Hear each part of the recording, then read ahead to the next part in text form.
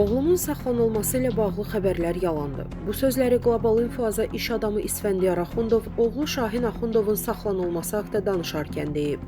O xəbəri kimlərinsə qəsdən yaydığını bildirib. Stat: Gecə saat 00:30-da jurnalist mənə zəng edib dedi ki, bəs oğlun saxlanılıb. Dedim, ay vicdansızlar, oğlum evində yatır. Xəbəri yayan jurnalistə sözümü dedim. Bildirdim ki, sübut etməsə onu məhkəməyə verəcəm. Təqzib edəcəyini dedi. Məşhur iş adamı olduğum üçün mənə şər atırlar. Statın sonu. Qeyd edək ki, Qlobal İnfoza məlumat verən mənbə Şahin Axundovun hələ də həbsdə olduğunu bildirir. Xatırladaq ki, onun adı son 20 ildə müxtəlif qalmaqallarda keçib. Şahin Axundovla bağlı ən ciddi qalmaqal illər öncə sahil bağının yaxınlığında Türkiyə səfirliyinin önündə avtomat silahdan atəş açmasından sonra yaranmışdı. Bu səbəbdən Şahin Axundov saxlanılmışdı. Uzun illər Azərbaycan mətbuatı bu qalmaqalı gündəmdə saxladı. Bu olayda tanınmış polis generallarından birinin də adı keçirdi.